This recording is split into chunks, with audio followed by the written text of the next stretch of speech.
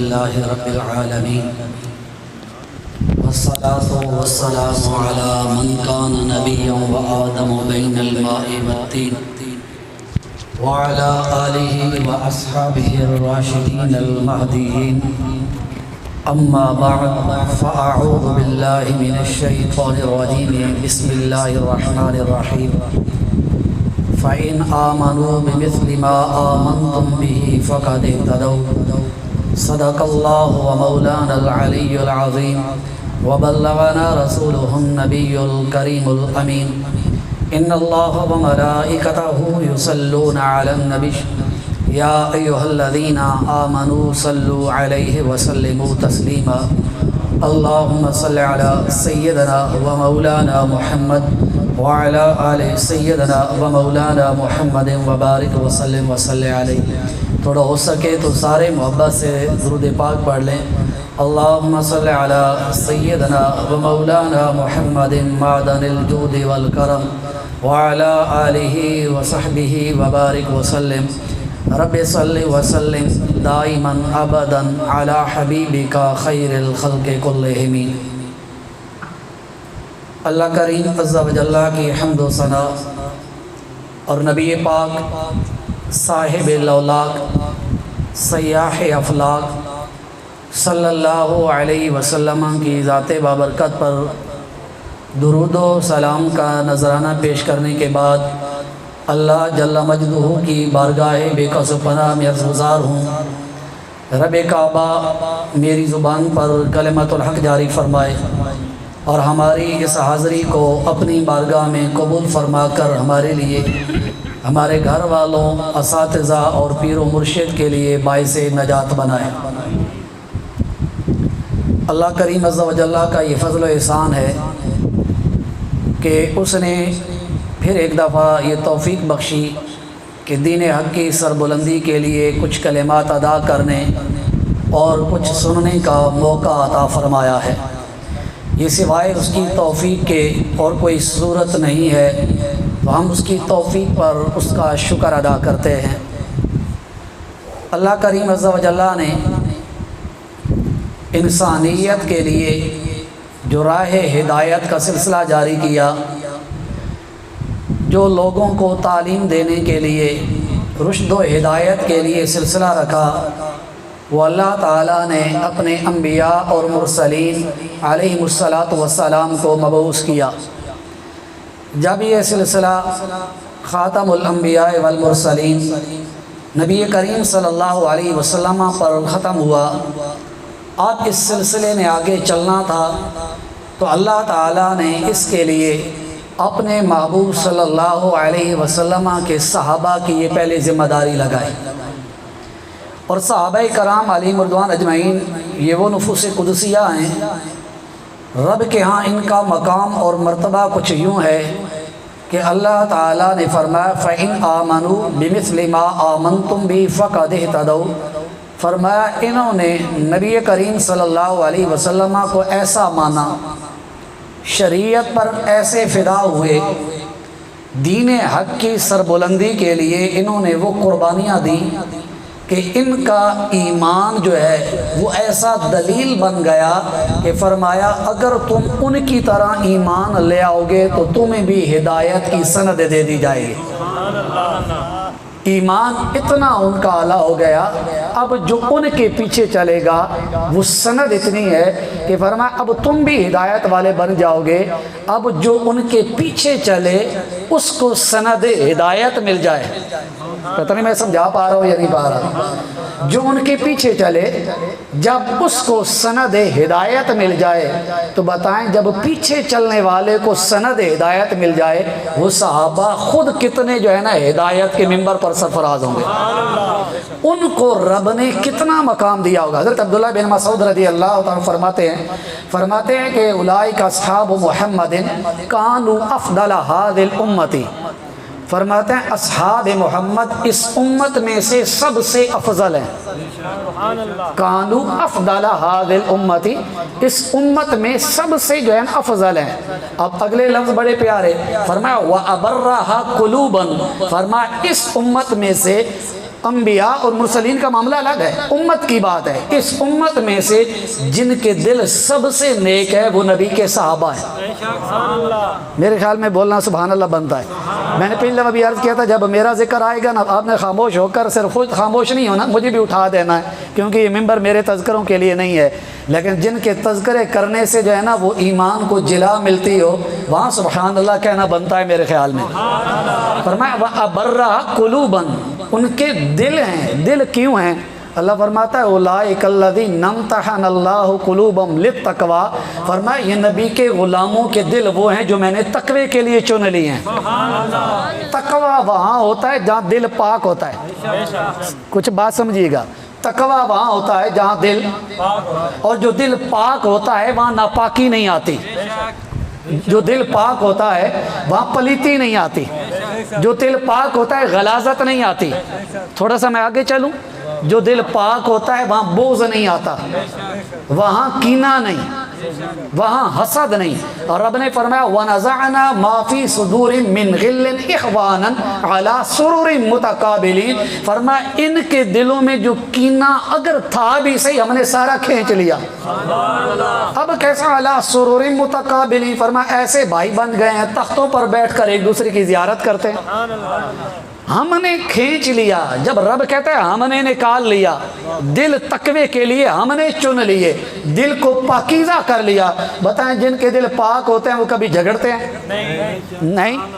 ان کے دل میں کبھی لالچ ہے؟ بھائی رب نے تقوی کے لیے چن لیے۔ تقوی کی شرط یہ ہے دنیا سے بے پرواہ ہو، پتہ نہیں میں سمجھا پا رہا ہوں یا نہیں۔ تقوی کے لیے شرط یہ ہے دنیا سے بے پرواہ ہو۔ جو دنیا سے بے پرواہ ہو وہ غنیمت کے لیے لڑتا ہے، وہ سلطنت کے لیے لڑتا ہے، وہ اپنے جاہ و جلال کے لیے لڑتا ہے؟ نہیں نا، تقوی کے لیے رب نے سند دے دی، ہم نے تقوی کے لیے چن لیا۔ پتہ چلا رب یہ کہہ رہا ہے نبی کے غلام بنائے ہی وہ ہیں جن کا ظاہر بھی پاک کر دیا باطن بھی پاک کر دیا۔ تو اس لیے حضرت عبداللہ بن مسعود کہتے ہیں کہ ابرّها قلوبا وَأَعْمَقَهَا عِلْمًا، فرمایا علم کے سمندر جو ہیں اس کے اندر صحابہ غوطہ زن ہیں۔ اعمقہا، سمندر کی گہرائیوں کے اندر جا کر مواد نکالتے ہیں۔ نبی کا وہ صحابی ہی نہیں جو علم نہ رکھتا ہو۔ یہاں تھوڑا سا اور میں عرض کروں گا، اعمقہا علما، جب نبی کے صحابہ علم میں اعمق ہو سکتے ہیں تو نبی کے علم کی شان کیا ہوگی؟ اعمقہا علما، علم میں غوطہ زن، اس میں تفضیل کا صیغہ ہے علم کے لیے۔ اعمق بہت زیادہ گہرائی میں جانے والے، تو گہرائی میں جاتا کون ہے؟ تیراک تب ماہر بنتا ہے کہ اس کا استاد پہلے ماہر ہوتا ہے، اگر وہ اس کا استاد ماہر نہ ہو وہ کیسے بنے گا؟ کسی نے بتایا کہ اندر سیپ ہیں موتی ہیں تو جائے گا ڈھونڈنے کے لیے، کوئی بتائی نہیں تو وہ جائے گا کیسے؟ نبی کے صحابہ تب گئے جب نبی نے پہلے سکھایا ہے۔ پھر فرمایا وَأَقَلَّهَا تَكَلُّفًا، وہ تکلف کرنے میں بڑے قلیل ہیں۔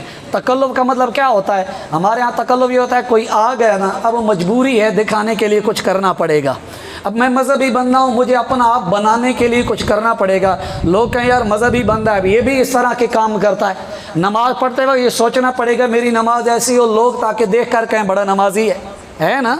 قرات میں ہم کہتے ہیں کہ تھوڑا سا لگے کہ یہ قاری ہے، بناوٹ ہے۔ میرے محبوب صلی اللہ علیہ وسلم کے صحابہ وہ ہیں، حضرت عبداللہ بن مسعود کہتے ہیں ان کے اندر تکلف کوئی نہیں ہے۔ جب صحابہ کی یہ شان ہے تو پھر کیا ہے؟ یہ تو ہے نا۔ حضرت عبداللہ بن مسعود رضی اللہ تعالیٰ عنہ کے اگلے لفظ بھی ہیں، فرمایا اب صحابہ افضل ہیں اس امت کے اندر، دل بھی نیک ہیں، وہ پاکیزہ ہیں، متقی ہیں، پرہیزگار ہیں۔ اب کیا ہے؟ فرمایا اللہ تبارک و تعالیٰ نے اب اپنے محبوب کے صحابہ بنانے کے لیے ان کو چن لیا ہے۔ فرمایا ان اللہ اختارہ لصحبت نبیہ و اقامت دینہ، فرمایا رب نے دو کاموں کے لیے چنا، ایک اس لیے چنا میرے نبی کے یار بن جائیں، دوسرا اس لیے کہ میرے دین کے محافظ بن جائیں۔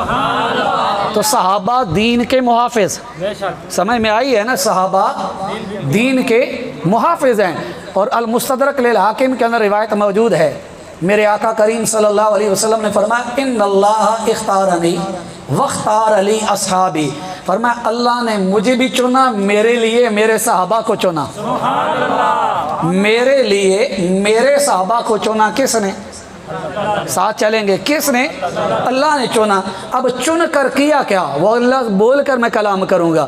جب چنا، چننے کے بعد کیا دیا؟ فرمایا فجعل منہم لی وزراء وانصارا واسحارا. فرمایا رب نے میرے لیے میرے صحابہ کو چن کر ان میں میرے وزیر بھی بنا دیے. میرے وزیر بھی بنا دیے. کس نے؟ اللہ نے چنے. کس نے چنے؟ اللہ نے چنے. پھر فرمایا انصار بھی میرے بنائے. بنائے کس نے؟ چنے کس نے؟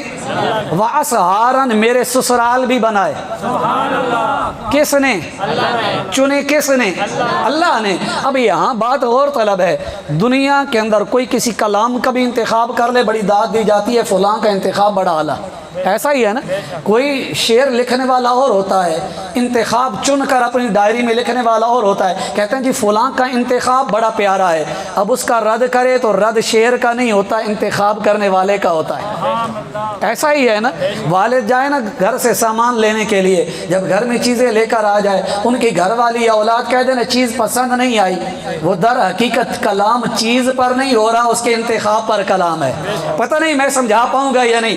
اب جو اعتراض کرے نبی کے اصحاب پر، جو اعتراض کرے نبی کے وزراء پر، جو اعتراض کرے نبی کے انصار پر، جو اعتراض کرے نبی کے سسرال پر، چاہے صدیق اکبر ہو،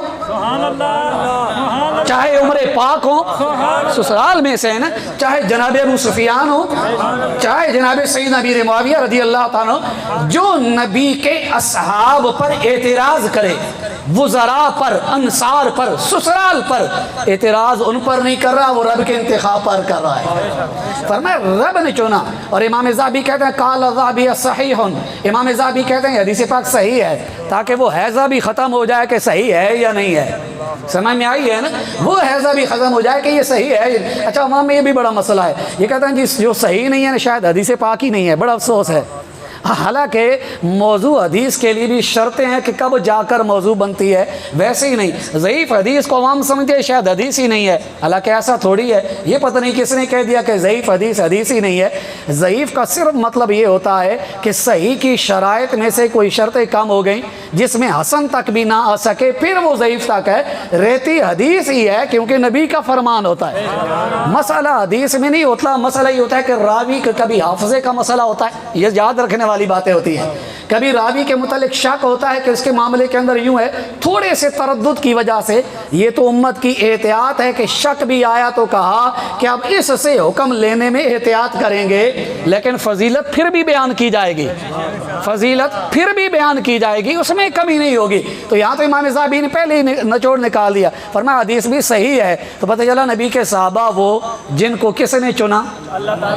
اللہ تعالیٰ نے ان کو چنا ہے. جناب عبداللہ بن مسعود رضی اللہ تعالیٰ نے فرمایا اب اگلا کام کیا کرو؟ فرمایا فَعْرِفُوا فَضْلَهُمْ، ان کی فضیلت کو پہچانو. وَاتَّبِعُوا عَلَىٰ آثَارِهِمْ، فرمایا ان صحابہ کے نقش قدم پر چلو. وجہ کیا؟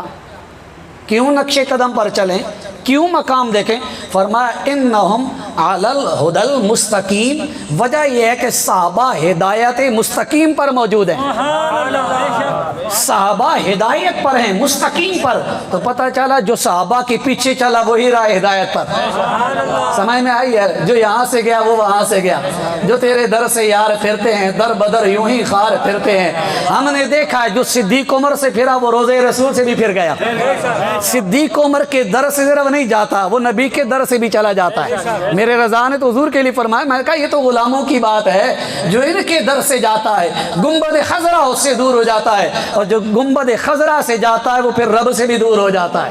نعرہ تکبیر، نعرہ رسالت، نعرہ تحقیق، نعرہ حیدری، عظمت شان مصطفیٰ، عظمت شان صحابہ کرام.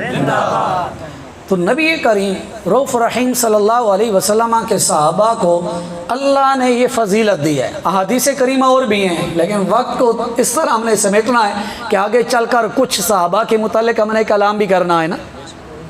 تھکے تو نہیں جائیں؟ ہاں تھکنا نہیں ہے نا. صحابہ کی بات ہے، یہاں بھی تھک جائیں گے. وہ تھکے ہیں ہم تک دین پہنچانے کے اندر. اگر وہ نہیں تھکے تو ہم نے ذکر کرتے ہوئے تھک جائیں گے؟ نہیں، ہم بتائیں گے کہ ہم غلام ہیں، ذکر اس لیے کر رہے ہیں کل ہم بھی عرض کر سکیں مولا تیرے غلاموں کے متعلق اور کچھ تو نہیں کر سکتے تھے، لیکن لوگوں کے دلوں کے اندر ان کی محبت ڈالنے کا کام ہم نے کیا ہے۔ جو دستک دینے کا کام ہے یہ دستک ہم نے دی ہے ضرور۔ تو میرے محبوب کریم علیہ الصلوۃ والسلام کے صحابہ وہ جن کا انتخاب کس نے کیا، یہ بات یاد رہے گی نا، اور کچھ یاد رہے یا نہ رہے یہ ضرور ہو جب کوئی کلام کرنے لگے اسے یہ ضرور کہنا او بھائی کس کے انتخاب پر اعتراض کر رہے ہو؟ اعتراض ان پر نہیں کر رہے، تم تو انڈائریکٹ خدا پر اعتراض کر رہے ہو۔ تو ہمیں وہ چاہیے ہی نہیں جو انڈائریکٹ ہمیں خدا سے دور کر دے۔ سمجھ میں آئی ہے؟ تو اللہ نے فرمایا فَإِنْ آمَنُوا بِمِثْلِ مَا آمَنْتُمْ بِهِ فَقَدِ اهْتَدَوْا، اگر تم ان کی طرح ایمان لے آؤ گے تو تم ہدایت پا جاؤ گے۔ اب صحابہ کرام علیہم رضوان اجمعین کے متعلق اللہ تعالیٰ نے ایک آیت میں ضابطہ بیان کر دیا، فرمایا لا یستوی منکم من انفق من قبل الفتح وقاتل اولئک اعظم درجۃ من الذین انفقوا من بعد وقاتلوا وکلا وعد اللہ الحسنى۔ اللہ تعالیٰ نے فرمایا تم میں سے وہ لوگ برابر نہیں ہو سکتے، صحابہ سے خطاب جاری ہے، جنہوں نے فتح مکہ سے پہلے اللہ کی راہ میں خرچ کیا، جہاد کیا، اور کچھ وہ تھے جنہوں نے بعد میں کیا۔ فرمایا یہ برابر نہیں ہے۔ فرق کیا ہے؟ پہلے والے اعظم درجۃ من اللہ، اللہ کے ہاں ان کا درجہ بہت بلند و بالا ہے، بہت بلند و بالا ہے۔ صدیق کا رتبہ بہت بلند و بالا ہے، عمر پاک کا رتبہ، یہ ترتیب صحابہ کی یاد رکھنی چاہیے نا۔ تمام کائنات کے اندر نا انبیاء اور مرسلین کے بعد جو عام لوگ ہیں ان میں سے صحابہ کا درجہ افضل۔ سمجھ میں ہی نہیں، میرا اپنا ذوق ہے، بعض اوپر سے لے کر آتے ہیں صدیق کا پہلا، عمر کا دوسرا، پھر اس میں کمی کی طرف جانا پڑتا ہے، تو میں نیچے سے لے کر جاتا ہوں، میرا ذوق ہے تاکہ ذکر کو کم بھی نہ کیا جائے، نیچے سے اوپر کی طرف جایا جائے کہ اس کا اوپر اس کا اس سے اوپر، تاکہ کمی کے لفظ ہی نہ استعمال ہوں۔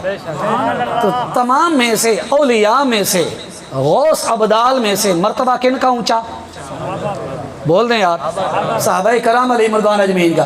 اب تمام صحابہ میں سے ابتدائی طور پر نیچے سے اوپر کی طرف ہم نے جانا ہے، مرتبہ کن کا اونچا؟ وہ اصحاب جو بیعت الرضوان کے اندر شریک ہوئے۔ سمجھ میں آئی؟ جب نبی کریم علیہ الصلوۃ والسلام نے جناب عثمان غنی رضی اللہ تعالیٰ عنہ کی محبت کے اندر، عثمان غنی رضی اللہ تعالیٰ عنہ کی محبت کے اندر بیعت، یہ جو بیعت حضور علیہ السلام نے لی تھی نا بیعت رضوان، یہ در حقیقت قصاص عثمان کی بیعت تھی، یہ قصاص عثمان کی بیعت تھی، اور یہی وہ قصاص عثمان تھا جو حضرت امیر معاویہ رضی اللہ تعالیٰ عنہ بعد میں طلب کر رہے تھے۔ سمجھ میں آئی؟ اگر قصاص عثمان طلب کرنا غلط تو پھر معاذ اللہ حضور کے متعلق کیا ہوگا؟ ابھی تو شک تھا، یقین بھی نہیں تھا، شیطان نے خبر نکالی تھی، حضور نے قصاص کے لیے بیعت لے لی۔ اور بیعت کیسے لی؟ سارے صحابہ نے جب بیعت کی نا، حضور علیہ السلام نے اوپر سے اپنا ہاتھ رکھ کر فرمایا یہ جو میرا ہاتھ ہے در حقیقت عثمان کا ہاتھ ہے۔ شان ہے نا عثمان غنی رضی اللہ تعالیٰ عنہ کی۔ اور اللہ تعالیٰ نے کیا فرمایا؟ ید اللہ فوق ایدیہم، سمجھ میں آ گئی ہے نا، ید اللہ فوق ایدیہم، حضور نے اپنے ہاتھ کو عثمان غنی کا ہاتھ قرار دے کر بتایا ہے کہ مجھے عثمان غنی سے پیار کتنا ہے۔ دیکھیں ابھی تازہ ان کا دن گزرا ہے نا 18 ذوالحجۃ الحرام کو، ہمیں یاد رکھنا چاہیے نا۔ حضور علیہ السلام نے فرمایا عثمان بن عفان ولی فی الدنیا و ولی فی الآخرہ، فرمایا عثمان بن عفان دنیا میں بھی میرا یار ہے، آخرت میں بھی میرا یار ہے۔ سمجھ میں آئی ہے؟ دنیا کے اندر بھی میرا یار، آخرت کے اندر بھی میرا یار ہے۔ فرمایا لکل نبی رفیق فی الجنہ ورفیقی فیہا عثمان، ہر نبی کے لیے جنت میں ایک یار ہوتا ہے، میرا جنت میں یار عثمان ہے۔ تو نہ عثمان دنیا میں مجھ سے جدا ہے، جو میں سمجھانا چاہ رہا تھا، نہ عثمان دنیا میں مجھ سے جدا ہے، نہ جنت میں جدا ہے۔ جو عثمان کو مجھ سے جدا کرے وہ در حقیقت مجھ سے جدا ہے، کیونکہ وہ دنیا میں بھی یار ہے نا یار۔ اور ایک اور بات یہاں میں عرض کرتا ہوں، یاروں کو جدا کرنے والا کون ہوتا ہے؟ یار نہیں سمجھ، آسان سا جملہ میں نے بولا، یاروں کو جدا کرنے والا کیا منافق نہیں ہوتا؟ رشتوں میں دراڑیں ڈالنے والا منافق نہیں ہوتا؟ چلو یہ لفظ مشکل ہو گئے تو کیا شرارتی نہیں ہوتا؟ فسادی نہیں ہوتا؟ جو یاروں کو جدا ہوتا ہے نا، ہم دو دوستوں کو جدا کر نہیں کہیں گے بڑا فسادی ہے یار، میرے دوست کو دوست سے جدا کر دیا ہے، حالانکہ میرا دوست ہونے پر کوئی سند نہیں ہے، لیکن حضور نے کہا دنیا میں بھی میرا یار ہے، جنت میں بھی میرا یار ہے۔ سمجھ میں آ گئی ہے؟ تو اب اس سے سمجھ میرے جیسے طالب علم کو کیا آئی کہ جو عثمان غنی کو جدا کرتا ہے میں اس سے بیزار۔ سمجھ میں آئی ہے؟ تو یہ عثمان غنی رضی اللہ تعالیٰ کے لیے حضور نے اپنا ہاتھ قرار دیا۔ تو وہ بیعت الرضوان، پھر بیعت الرضوان والوں سے اوپر چلے جائیں، وہ صحابہ جنہوں نے نبی کریم صلی اللہ علیہ وسلم کے ساتھ جنگ بدر کے اندر شرکت کی، اللہ تعالیٰ نے فرمایا لولا کتاب من اللہ سبق لمسکم فیما اخذتم عذاب عظیم، فرمایا کتاب اللہ میں تمہارے لیے بخشش کا پروانہ نہ ہوتا تو حساب کا معاملہ ہوتا۔ قرآن نے بدر والوں کو بتا دیا بخشش کا پروانہ تمہارے لیے ہے۔ پھر بدر والوں سے اوپر مقام ان کا جن کو محبوب کریم علیہ السلام نے دنیا کے اندر 10 صحابہ کو گن کر فرمایا تم جنتی ہو۔ جامع ترمذی شریف کے اندر موجود ہے نا، برکت کے لیے ہم بھی ان کے نام سن لیتے ہیں۔ حضور نے فرمایا ابو بکر جنت کے اندر، ہو سکے تو یاد بھی رکھنا ہے، عمر پاک جنت کے اندر، عثمان غنی، مولا علی المرتضی جنت کے اندر، زبیر بن العوام، طلحہ جنت کے اندر، سعد بن ابی وقاص جنت کے اندر، سعید بن زید جنت کے اندر، ابو عبیدہ بن جراح اور عبد الرحمن بن عوف۔ آپ تھک گئے یار، سارا دن کلاس میں نے پڑھائی ہے، تھکے آپ لوگ ہیں۔ یہ 10 صحابہ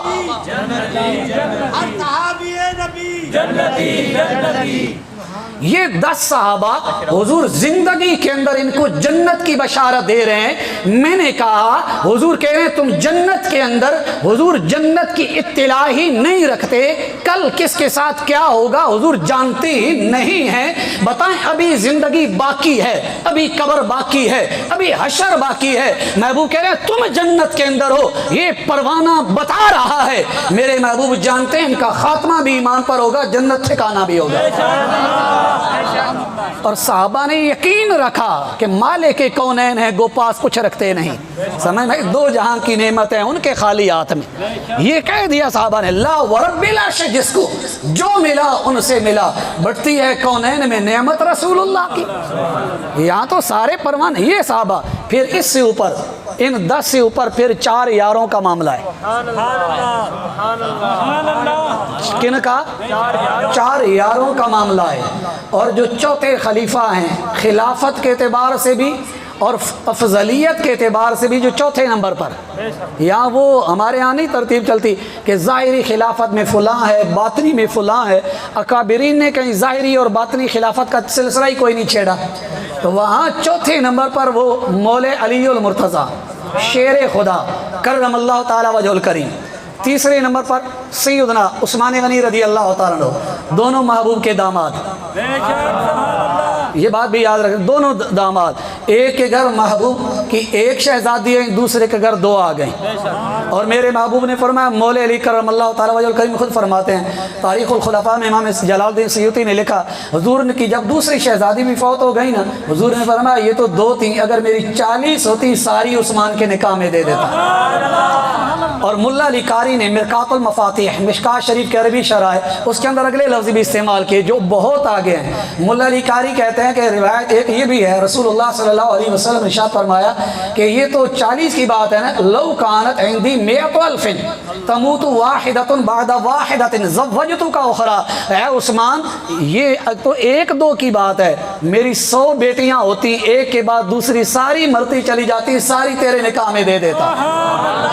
مجھے اس عثمان غنی سے پیار ہے، وہ داماد مصطفیٰ ہے، وہ جامع قرآن ہے، وہ باحیا عثمان ہے۔ تو تیسرے خلیفہ، تیسرے نمبر پر جو صحابی وہ سیدنا عثمان غنی رضی اللہ تعالیٰ، اور دوسرے نمبر پر اعدل الاصحاب معدن الصدق والثواب واشد فی امر اللہ عمر، عمر ہے نا وہ عمر جس کے اعداء پہ شیدا سکر، اس خدا دوست حضرت پہ لاکھوں سلام، فارق حق حق و باطل امام الہدا تیغ مسلول شدت پہ لاکھوں سلام. اعلیٰ حضرت کے شعر کے لیے اشارے بھی وہی چاہیے نا. فرمایا فارق حق و باطل امام الہدا. فرمایا یہ حق و باطل کا فرق کرنے والے ہیں. امام الہدا ہدایت کے امام ہیں. تیغ مسلول شدت تلوار ہے بڑی تیز ہے. سمجھ میں آئی ہے نا, شدت بھی رکھتی ہے. تو فرمایا وہ عمر ہیں ان کے لیے ہم کیوں نہ فدا ہو جائیں. تو دوسرے نمبر پر خلیفہ بھی ہیں اور افضلیت کے اعتبار سے بھی دوسرے نمبر پر ہیں. وہ کون ہیں؟ اور پہلے نمبر پر عاشق اکبر, عاشق صادق, افضل البشر بعد الانبیاء. افضل تھوڑے لفظ مشکل ہوتے ہیں لیکن یاد کرنے چاہیے. یہ لفظ اس دور میں ضرورت ہے گھٹی کی. پتہ ہے کیوں؟ یہ دور بڑا عام ہے اور اس کے اندر اس علم کا ظاہر کرنا ہمارے لیے لازم ہے. یہاں الصواعق المحرقہ کے اندر نا علامہ ابن حجر نے لکھا ہے, کہتے ہیں یہ کتاب میں لکھنے کے قابل کوئی نہیں تھا کہ میں لکھتا, میری ہمت نہیں بننی تھی, لیکن کہتے ہیں مجھے رسول اللہ صلی اللہ علیہ وسلم کا وہ فرمان جو خطیب بغدادی نے نقل کیا اس فرمان نے مجھے مجبور کیا. وہ فرمان کیا ہے؟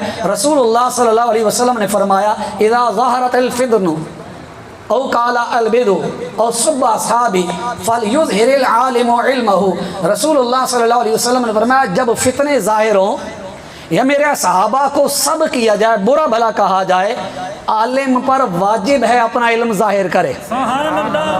ہم تو واجب ادا کر رہے ہیں, ضروری ہے. فمن لم يفعل فعليه لعنۃ اللہ والملائکۃ والناس اجمعین. فرمایا ایسے موقع پر جو علم ظاہر نہیں کرے گا اس پر اللہ کی بھی لعنت, ملائکہ کی بھی لعنت, تمام لوگوں کی بھی لعنت ہے.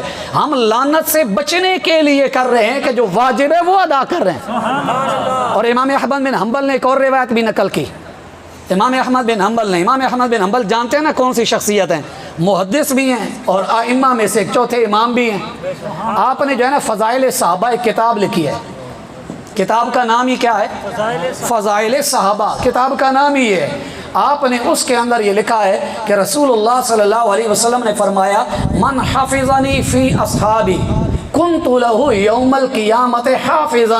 فرمایا جو میرے صحابہ کی حفاظت کرے گا, جو صحابہ کی حفاظت کرے گا, قیامت کے دن اس کی حفاظت میں کروں گا. تو سچی بات ہے میری نیت تو آج یہ بھی تھی کہ میں نے تو اس نیت سے بیان کرنا ہے. کل حضور سے عرض کروں گا حضور آپ کا فرمان میں نے پڑھا تھا خود, اب اس میں آپ کا فرمان یہ تھا میرے صحابہ کے حقوق کی حفاظت کرے گا, میں کروں گا. حضور جو کام ہم نے کرنا تھا ہم نے کیا, اب آپ کر دیں. ہاں اس لیے اس دور میں یہ چیز ضروری ہے. تو افضل البشر بعد الانبیاء جناب سیدنا صدیق اکبر جو یار غار بھی ہیں اور یار مزار بھی ہیں, ہر حال کے اندر محبوب کے ساتھ رہیں. اور آقا کریم صلی اللہ تعالی علیہ وسلم فرمایا ابو بکر و عمر خیر الاولین والآخرین فی السماوات والارض الا النبیین. فرمایا ابو بکر اور عمر انبیاء کے علاوہ اولین اور آخرین میں زمین و آسمان میں سب سے بہترین ہیں. انبیاء اور مرسلین کے بعد سب سے بہترین زمین و آسمان کے اندر وہ کون؟ وہ صدیق و عمر. آسان لفظ یاد کر لیں, وہ صدیق و عمر. یہ ضروری ہے. اس دور کے اندر بڑے بڑے حملے ہو رہے ہیں, بڑے چور اور راستے اختیار کیے جا رہے ہیں. اس دور کے اندر ضروری ہے کیونکہ صدیق اکبر رضی اللہ تعالیٰ عنہ نے جب غار کے اندر محبوب ساتھ تھے ہر سوراخ بند کیا تھا کہیں حملہ نہ ہو جائے. پتہ نہیں میں کہہ پایا ہوں یا نہیں کہہ پایا. اس دور کے اندر احتیاط ضروری ہے, کہیں سے کوئی ڈس نہ جائے. ہم نے جہاں سے چھوڑا وہاں حملہ ہو جائے گا. اب ضروری ہے ہم ہر چیز کو لے کر چلیں اور دیکھیں معیار سمجھیں, نبی کے صحابہ ہو یا نبی کی آل ہو, معیار کیا ہے؟ معیار ہے محبت مصطفیٰ صلی اللہ علیہ وسلم. ہاں کیونکہ آگے محرم شریف آ رہے ہیں نا, آ رہے ہیں نا, تو جو بھی چیز ہو ہم الحمدللہ نبی کی آل سے بھی محبت کرتے ہیں, لیکن کرتے کیوں ہیں؟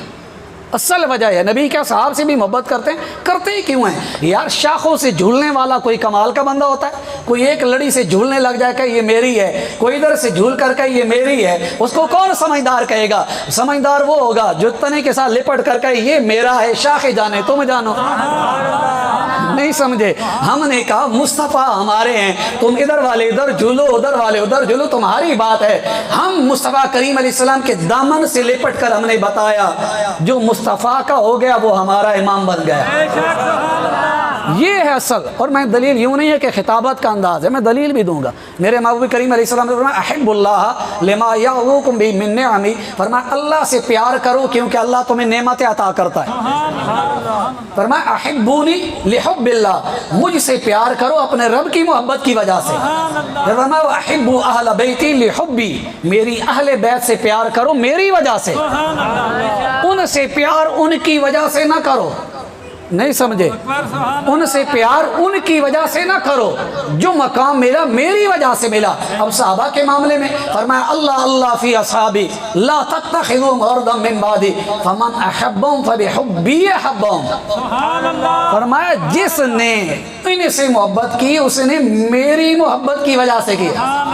اگلے لفظ بھی عرض کر دوں ومن ابغضهم فببغضی ابغضهم، فرمایا جس نے ان سے بغض رکھا اس کے دل میں میرا بغض ہے. سمجھ میں آئی ہے نا؟ جو دشمن صحابہ ہے وہ صرف دشمن صحابہ نہیں، نبی کا بھی دشمن، خدا کا بھی دشمن ہے. سمجھ میں آ گئی؟ اس لیے تو حضور نے فرمایا اذا رأیتم الذین یسبون اصحابی فقولوا لعنۃ اللہ علی شرکم، فرمایا جب زمانہ تم دیکھو میرے صحابہ کو برا بھلا کہا جائے تم کہو اللہ تعالیٰ کی تمہارے شر پر لعنت ہو. یہ اتنا حساس کا معاملہ ہے. اور فرمایا لا یقبل اللہ من صرفا ولا عدلا، ایسے لوگوں کا اللہ نہ فرض قبول کرے گا نہ نفل قبول کرے گا. یہ تو اتنا حساس ترین معاملہ ہے. ہاں لوگ کہتے ہیں ان کے پتہ نہیں دماغ خراب ہو گئے. میں نے کہا آپ کی جیسے مرضی آپ کہتے رہیں، اگر اس چیز کا نام پاگل پن ہے تو ہمیں منظور ہے. ہاں اس کا نام جنون ہے، ہمیں منظور ہے. اگر اس کی وجہ سے کوئی احمق ہمیں کہتا ہے ہمیں منظور ہے. اور بھائی ایسے احمق بن جائیں تو اس سے آگے چاہیے ہمیں کیا؟ سمجھ میں آئی ہے نا؟ ایسے اگر بن جائے تو ہمیں چاہیے کیا؟ تو نبی کریم صلی اللہ علیہ وسلم کے صحابہ ہوں، یہ نبی کی آل ہو، ہمیں پیار کیوں کرنا ہے؟ بولے نا یار، نبی کریم صلی اللہ علیہ وسلم کی وجہ سے. اب جو اگلا مرحلہ ہے نا، کیونکہ اب بیان کو میں نے دوسرے حصے میں ڈالنا ہے، وقت کم ہے اور ڈیوٹیاں زیادہ ہیں. ڈیوٹیاں زیادہ ہیں، کم وقت کم ہے. صحابہ کی شان کے لیے ایک الگ چاہیے. بخاری شریف، مسلم شریف، بندہ سیاستہ دیکھے، طبرانی دیکھے، پھر بندہ کو پتہ چلتا ہے کہ شان بیان کرنے کے لیے کتنا وقت درکار ہے. اور یہ احادیث کا ذخیرہ بعد کے اندر ہے نا، قرآن کی آیتوں کو میں لے کر آؤں یہ الگ چیز ہے. ہاں سمجھ میں آئی ہے نا؟ قرآن کی آیتوں کو ہم لے کر چلے یہ الگ چیز ہے. اللہ تعالیٰ نے کیا فرمایا؟ کلم وعد اللہ الحسنہ، فرمایا نا سب سے حسنہ کا وعدہ ہے صحابہ سے. فتح مکہ سے پہلے والے ہوں یا بعد والے ہوں، سب سے بھلائی کا وعدہ. اب میں ایک آیت سے بیان کروں گا، مولا جس سے بھلائی کا وعدہ ہے اس کو ملے گا کیا؟ تاکہ آپ کو یاد رہے نا کہ کلم وعد اللہ الحسنہ کا مطلب کیا ہے. فرمایا ان الذین سبقت لہم من الحسنى اولئک عنہا مبعدون لا یسمعون حسیسها وهم فیما اشتہت انفسهم خالدون. اللہ فرماتا ہے میں نے جن کے لکھا نا حسنہ، تو جن پر یہ حسنہ بھلائی سبقت لے جائے، جو اس بھلائی میں پہل کر جائیں، اولئک عنہا مبعدون، جہنم سے دور کر دیے جائیں گے. تو نبی کے صحابہ وہ جن کو جہنم سے دور کر دیا. مولا کتنا دور؟ فرمایا لا یسمعون حسیسا، وہ تو جہنم کی بنبناہٹ بھی کوئی نہیں سنیں گے. وَهُمْ فِي مَشْتَهَتْ أَنفُسُهُمْ خَالِدُونَ، فرمایا جنت کے اندر ہمیشہ رہیں گے، جو چاہیں گے ان کو ملے گا. پھر فرمایا لا يَحْزُنُهُمُ الْفَزْعُ الْأَكْبَرُ، فرمایا یہ صحابہ کی وہ شان ہے قیامت کے دن ان کو گھبراہٹ بھی کوئی نہیں ہوگی. وَتَتَلَقَّاهُمُ الْمَلَائِكَةُ، صحابہ سے فرشتے ملاقات کریں گے اور کہیں گے کیا هَذَا يَوْمُكُمُ الَّذِي كُنْتُمْ تُوعَدُونَ، یہ تو دن ہے جس کا تم سے وعدہ کیا گیا تھا، یہ تو وعدہ ہے تم سے. تو نبی کے صحابہ وہ جن سے رب نے بھلائی کا ارادہ کر کے جہنم سے دور کر کے جنت ان کے لیے ٹھکانہ بنا دیا ہے. تو یہ تو شان ہے مصطفیٰ کریم علیہ السلام کے صحابہ کی. الگ پہلو ہے، مہاجرین کے الگ ہے، انصار کی الگ ہے، بلکہ جو ان کے پیچھے چلے جائیں گے، جو مہاجر بھی نہ ہو انصار بھی نہ ہو، والذین اتبعوہم بإحسان رضی اللہ عنہم ورضوا عنہ، اللہ فرماتا ہے نہ مہاجر ہوں نہ انصار ہوں لیکن ان کے نقش قدم پر چل جائیں، میں اللہ اعلان کرتا ہوں میں ان سے بھی راضی ہو گیا، ان سے بھی راضی ہو گیا کیونکہ ان کے پیچھے چل پڑے. اب ان صحابہ میں سے ایک صحابی جناب سیدنا عمر فاروق رضی اللہ تعالیٰ نبی، حضرت عثمان غنی رضی اللہ تعالیٰ کا ہلکا سا ٹچ میں نے دے دیا نا، کیونکہ اس کا موقع دوبارہ ملنا نہیں تھا تو میں نے ہلکا سا اشارہ آپ کو دے دیا. ایک اور فضیلت بھی بتا دوں حضرت عثمان غنی رضی اللہ تعالیٰ کی. پھر خیر حضرت عمر کی بات کر لیتے ہیں. یہ اس لیے میرے ذہن میں اچانک آئی ہے کہ اس لیے بیان کر دوں تاکہ مجھے پتہ چلے ہم سب کو, ہم ان سے جو پیار کرتے ہیں ہمیں پیار میں ملے گا کیا. میرے محبوب کریم علیہ السلام نے ارشاد فرمایا لَيَدْخُلَنَّ الْجَنَّةَ بِشَفَاعَةِ عُثْمَانَ 70,000 بغیر حساب كلهم قد استوجبوا النار. میرے محبوب کریم علیہ السلام نے فرمایا ضرور ضرور جنت میں داخل ہوں گے. حضور ویسے ہی فرما دیتے کافی تھا, حضور ہے نا ویسے ہی کافی تھا, کیونکہ وما ينطق عن الهوى ان هو الا وحی یوحى. وہ زبان جس کو سب کن کی کنجی کہیں اس کی نافذ حکومت پہ لاکھوں سلام, یہ ویسے ہی کافی تھا. لیکن فرمایا ضرور ضرور داخل ہوں گے. حضور کیسے جائیں گے, کتنے جائیں گے, سوال ذہن میں آ رہا تھا. فرمایا عثمان غنی کی شفاعت سے جائیں گے. اب جائیں گے کتنے, 70,000, 70,000 لوگ جائیں گے. 70,000. اب ذہن میں آ رہا تھا شاید ہو سکتا ہے جنت پہلے جہنم میں کچھ ٹھہرنا پڑے, پہلے کچھ آزمائشیں ہوں, قیامت کا دن بھی اتنا بڑا ہے. فرمایا بغیر حساب ویسے جائیں گے, حساب بھی کوئی نہیں ہوگا. شاید اب بھی کوئی وہم کر لیتا, اب بھی شاید کسی کو شک ہو جاتا یار وہ تہجد گزار ہوں گے, وہ قرآن کے قاری ہوں گے, ان کے اعمال ہی اتنے زیادہ ہوں گے, ان کو تو ویسی جنت ملنی تھی. حضور نے یہ بھی مسئلہ حل کر دیا. فرمایا کلہم قد استوجبوا النار. ان ساروں کے اعمال ایسے تھے جہنم واجب ہو چکی تھی, لیکن عثمان کے پیار نے, محبت عثمان غنی نے ان کو یہ شان بخشی, عثمان غنی نے سیدھا پکڑ کر جنت میں داخل کر دیا. اب نبی کے صحابی کی یہ شان ہو, ہم نے سبق پورا پورا پڑھنا ہے نا. تو ایک ہوتا ہے صرف اوپر سے لائنیں پڑھ دینا, تو عبارت سمجھ میں نہ آئے تو مزہ کوئی نہیں رہتا, خالی متن کا عبارت بھی حل کرنی ہوتی ہے. اب عثمان غنی شفاعت کریں, 70,000 بغیر حساب کے جنت میں چلے جائیں گے. میرے جیسا طالب علم سوچتا ہے عثمان غنی کو مقام کیسے ملا, تو جواب ملا غلام مصطفیٰ ہیں, غلام مصطفیٰ ہیں. ذہن نے پھر سوال کیا غلام کے ساتھ محبت سے 70,000 چلے جائیں, غلام کے ساتھ محبت سے 70,000 چلے جائیں, تو نبی سے جب پیار کریں گے تو کتنے چلے جائیں گے.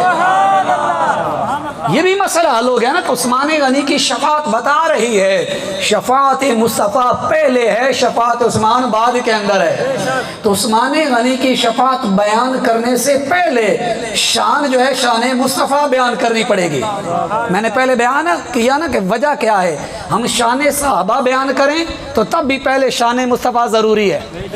صرف اس کو لیے جانے سے کام نہیں بن جاتا, اور شان اہل بیت بیان ہو تب بھی شان رسالت پہلے ضروری ہے, کیونکہ اس درس سے جدا کر کے تو ملتا ہی کچھ نہیں ہے. ہمیں خالی ٹہنیاں دے کر کہتے ہیں ان سے جھولتے رہو. میں نے کہا نہیں, ہم نادان نہیں ہے, یہ نادانوں کا کام ہے. ہم سائیوں والے ہیں, ہم مالکوں والے ہیں. مالک ہیں, انہوں نے ہماری تربیت کی ہے, اور تربیت یہ انہوں نے کی ہے کہ جب تک پیچھے کنیکشن نہ ہو جتنی بہترین تار لگا دی جائے کرنٹ کوئی نہیں ہوتا. سمجھانے کے لیے آسان مثال دی ہے. اور اگر پیچھے سے سلسلہ مضبوط ہو, تعلق ٹرانسفارمر کے ساتھ ہو نا, ادنا سی تاریں بھی ہوں تو کرتی ہیں. اب کو گھر میں خوبصورت وائرنگ کر کے کنیکشن ہی نہ دے اور کہ میرے گھر کا نظام اچھا ہے, تو جھونپڑی والا ایک بلب جلا کر کنیکشن دے کر کہے گا جلا کر دیکھو تو صحیح. یہ نسبت ہے مصطفیٰ کریم علیہ السلام سے. اب ہم کہتے ہیں ہم جھونپڑی میں بھی بیٹھیں, سہارا ہمارا مضبوط ہے اس لیے کرنٹ مضبوط ہے. سمجھ میں آئی نا. اس لیے ہمارے ہاں اجالا ہے, روشنی ہے, بہار ہے, چمن کے اندر رونق ہے, کیونکہ یہ سرسبز و شادابی ہے نبی کی وجہ سے. ہماری پیار کا مقام یہ ہے. اب عثمان غنی رضی اللہ تعالیٰ عنہ کے بعد سیدنا عمر فاروق رضی اللہ تعالیٰ عنہ کے وقت کم, حضرت عمر فاروق رضی اللہ تعالیٰ عنہ جب اسلام لے کر آئے, اسلام بھی بڑا پیارا. ساری دنیا جو ہے نا, ساری دنیا جو حضور کے امتی ہیں وہ مرید ہیں مصطفیٰ, وہ مرید مصطفیٰ ہیں, لیکن عمر مراد مصطفیٰ ہے. حضور علیہ السلام نے دعا مانگی. ایک روایت کے اندر یہ ہے اللہم اعز الاسلام بعمر بن الخطاب او عمر بن حشام. ایک روایت کے اندر یہ ہے مولا ایک عمر بن حشام ایک عمر بن خطاب, ان دونوں میں سے کسی ایک کے ذریعے اسلام کو عزت عطا فرما. اور ایک روایت میں حضور کے جو لفظ ہیں وہ یہ اللہم اعز الاسلام بعمر بن الخطاب، مولا عمر بن خطاب کے ذریعے اسلام کو عزت عطا فرما، اسلام کو عزت عطا فرما۔ یا میں کچھ عرض کر دوں سبق پورا ہو جائے۔ اسلام کو عزت دینے والا کون؟ کون؟ اللہ تعالیٰ۔ حضور دعا کریں مولا عمر کے ذریعے دے،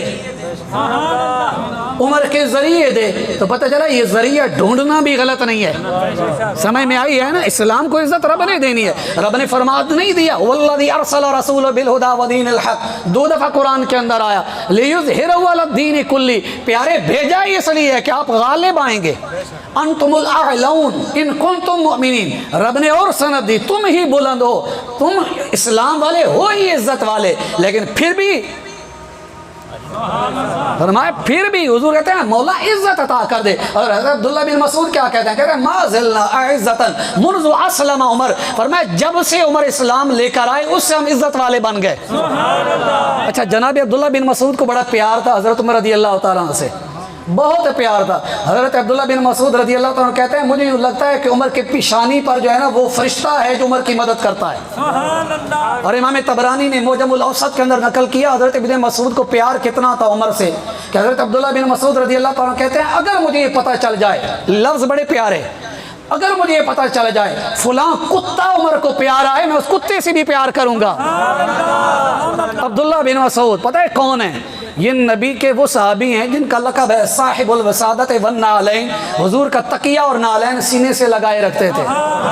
یہ فقیہ صحابہ میں سے ہیں، محدث صحابہ میں سے ہیں۔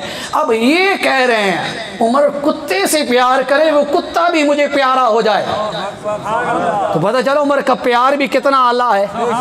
سمجھ میں آئی؟ ابن مسعود ہمیں بتا رہے ہیں، اور کیا کہتے ہیں؟ فرماتے ہیں کہ جب حضرت عمر رضی اللہ تعالیٰ عنہ اسلام لے کر آئے اللہ نے اسلام کو عزت عطا کر دی، اور جب ہجرت انہوں نے کی اللہ نے اسلام کی مدد کر دی، اور فرمایا ان کی حکومت اسلام کے لیے رحمت ہے۔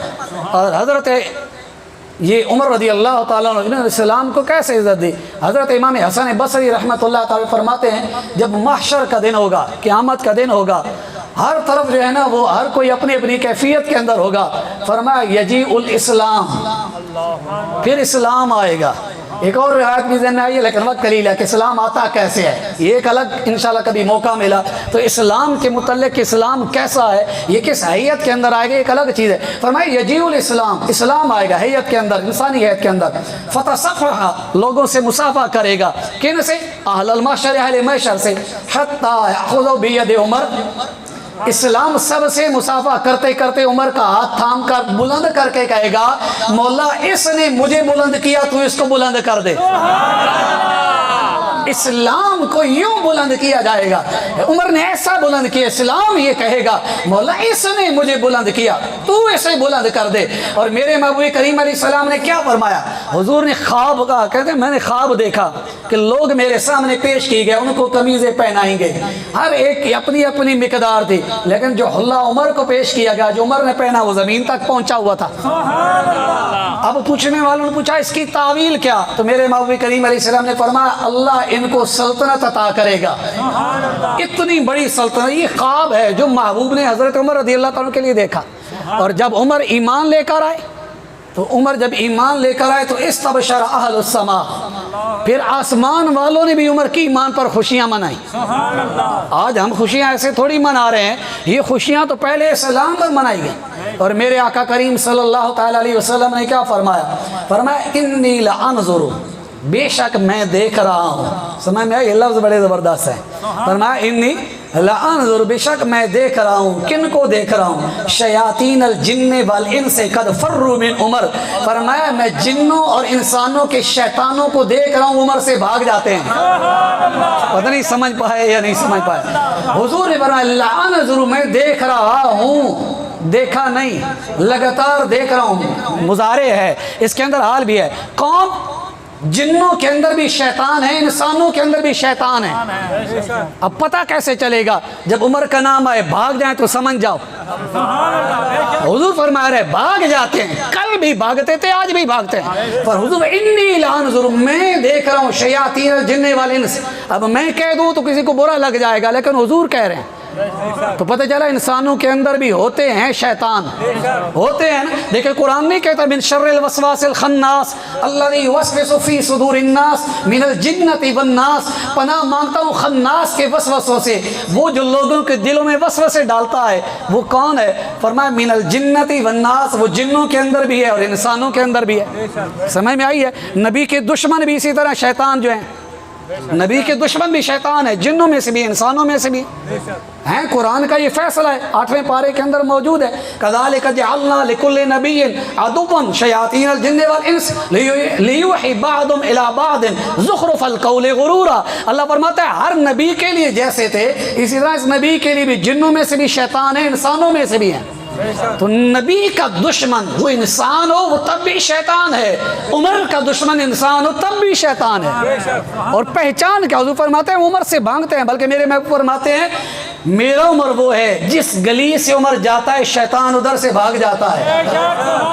تو شیطان کو بھگانے کا وظیفہ عمر ہے، مارو نہ پھونکا عمر کا، اثر کرے گا یا نہیں کرے گا؟ وظیفہ بتا رہا ہوں، یار لوگ وظیفے مانگتے ہیں، میں فری میں بتا رہا ہوں۔ لوگ کہتے ہیں نا کیسے جان چھوٹے، تو میں نے کہا پھونکا مارو عمر کا، پتہ چل جائے گا، نکل جائے گا۔ کیا علماء نے وظیفہ نہیں بتایا؟ جس کو خواب کے اندر آزمائش بنتی ہے احتلام کی، وہ جو ہے نا یا عمر اگر لکھ لے سینے پر یا عمر لکھ لے، اب شیطان عمر آ گیا نا، یا عمر جب لکھ دے اب عمر آ گیا، اب شیطان تو نہیں آئے گا۔ تو میں نے کہا جہاں سے گھبراہٹ ہو کے یہاں ہوں گے وہاں بلند آواز سے کہہ دیں یا عمر، سمجھ میں آئی؟ اور پتہ ہے جو عمر ہے نا، عمر کے معنی پر لغوی پر غور کریں، عمر کا لفظ ہی ایسا ہے کہ جو اس کے ساتھ رہا وہ ہمیشہ ہے۔ جو عمر ہے نا وہ زندہ ہے، سمجھ میں؟ جو عمر ہے وہ زندہ ہے، اور جب عین ہٹا دی جائے پیچھے عمر کوئی نہیں بچتا۔ سمجھ میں نہیں آئی؟ تو اس لیے جو عمر کے ساتھ ہے اس کا نام بھی زندہ ہے، جہاں سے عمر گیا وہ نہیں شاید سمجھ پائے۔ تو یہ ہے نبی کریم علیہ الصلوۃ والسلام کے صحابہ کی شان، حضرت عمر رضی اللہ تعالیٰ عنہ کی شان ہے۔ اصل میں دین کے لیے قربانیاں دی ہیں۔ میرے محبوب کریم علیہ السلام نے فرمایا ہر امت کے اندر ایک محدث ہوتا ہے، اور میری امت کے اندر اگر کوئی ہے وہ عمر ہے۔ صحابہ نے پوچھا وہ کیا؟ فرمایا یہ وہ ہوتا ہے جس کی زبان پر کیا ہوتا ہے؟ فرشتے کا کلام جاری ہوتا ہے۔ اور حضرت عمر کے متعلق حضور نے فرمایا ان اللہ جعل الحق علی لسان عمر وقلبہ، فرمایا عمر تو وہ ہے جس کی زبان پر اور دل پر بھی اللہ نے حق کو جاری کر دیا ہے۔ تو حق ادھر جدھر عمر، حق ادھر جدھر عمر ہے، کیونکہ عمر کی زبان پر بھی حق ہے، عمر کے دل پر بھی حق ہے۔ جو عمر کی پیچھے وہ حق کے پیچھے، جو عمر سے جدا وہ حق سے جدا، کیونکہ حق جو ہے وہ عمر کی زبان پر جاری ہو گیا ہے۔ رسول اللہ صلی اللہ علیہ وسلم نے گارنٹی دے دی ہے۔ اور مولا علی کرم اللہ تعالیٰ وجہ الکریم کو کتنا پیار تھا عمر سے، مولا علی کو کتنا پیار تھا عمر سے۔ امام احمد بن حنبل نے فضائل صحابہ میں لکھا کہ مولا علی کو کتنا پیار تھا۔ مولا علی رضی اللہ تعالیٰ ایک چادر اکثر پہنا کرتے تھے۔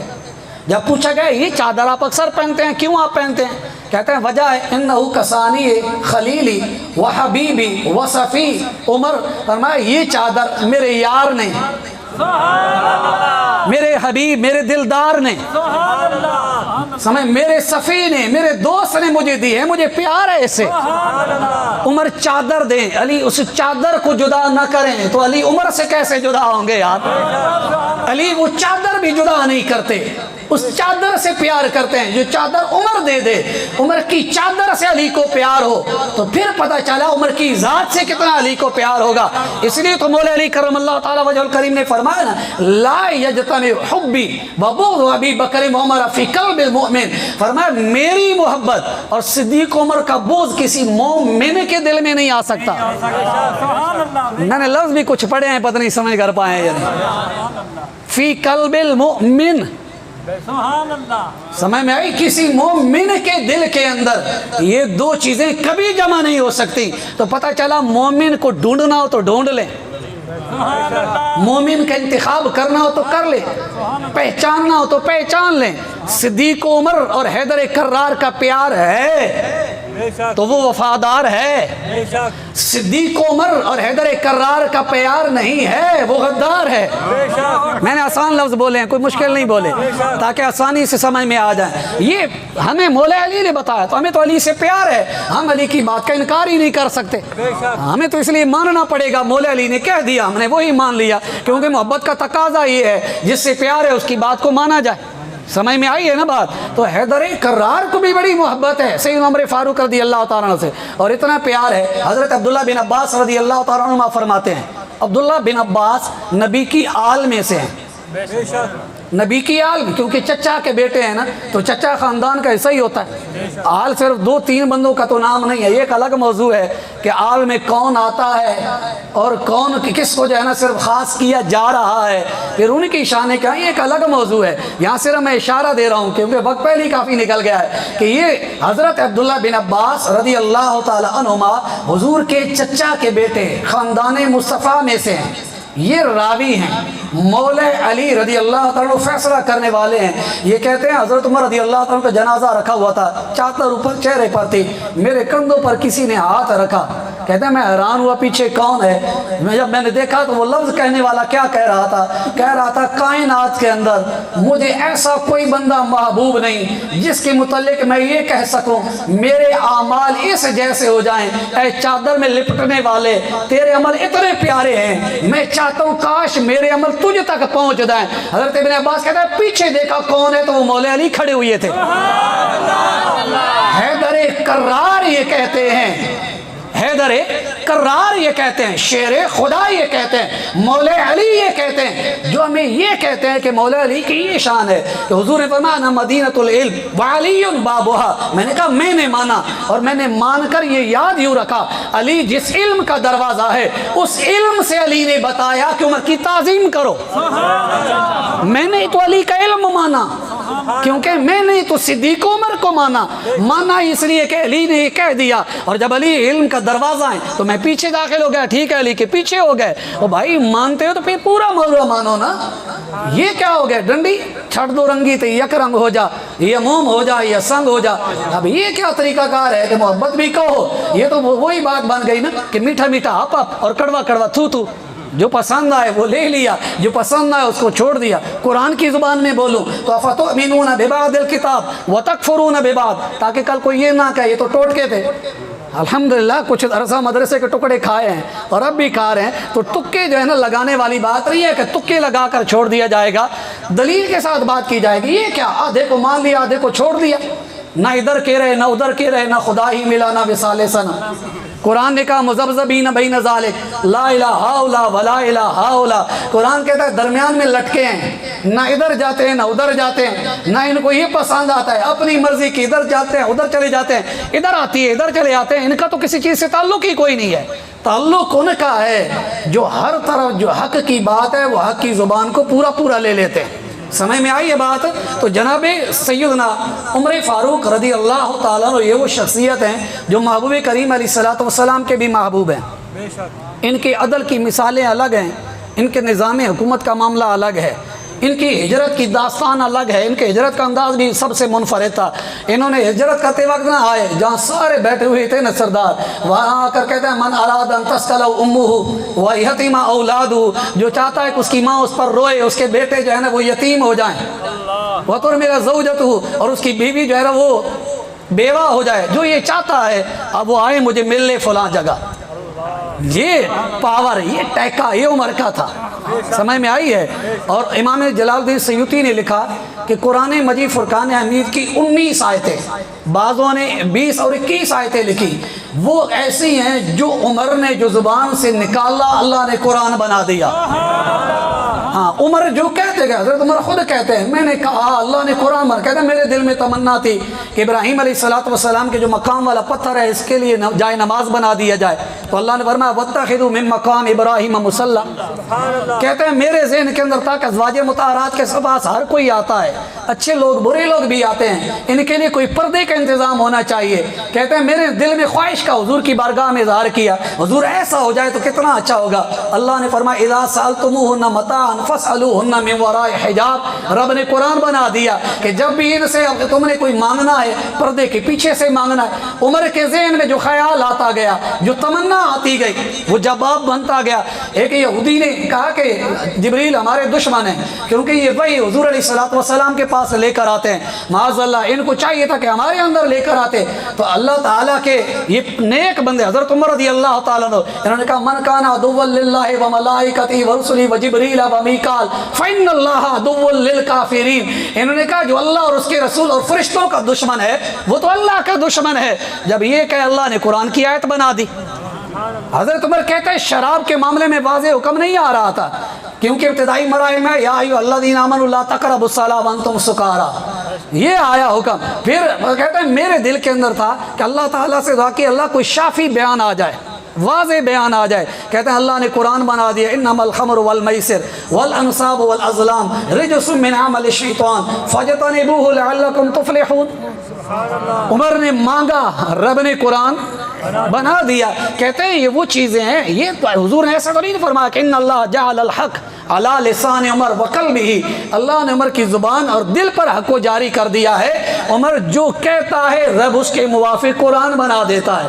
میں نے کہا تم عمر سے نہیں جاؤ گے، تم تو قرآن سے چلے جاؤ گے، تم عمر سے تو نہیں جاؤ گے۔ اگر یہاں سے جاؤ گے قرآن کی ان آیتوں سے چلے جاؤ گے، اور قرآن کی ایک حرف سے بھی گیا وہ گیا، وہی نجات پا گیا جو عمر کے دامن سے لپٹ گیا، کیونکہ یہاں سب کچھ مل جائے گا۔ تو ہمیں اس پرفتن دور کے اندر چاہیے کہ ہر چیز میں راہ اعتدال رکھیں، راہ اعتدال رکھیں۔ کسی کا معاملہ بھی ہو، خواہشات کا معاملہ بھی ہو، راہ اعتدال ہو، عقائد و نظریات کے معاملے کے اندر بھی راہ اعتدال ہو۔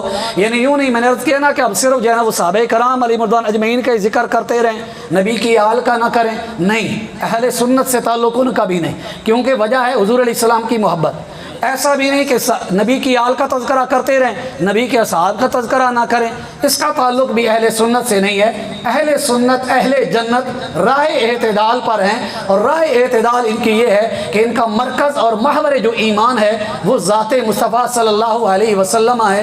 جب یہ بنا لیں گے انشاءاللہ عز و جل دونوں جہاں کے اندر سلامتی اور عافیت ہوگی۔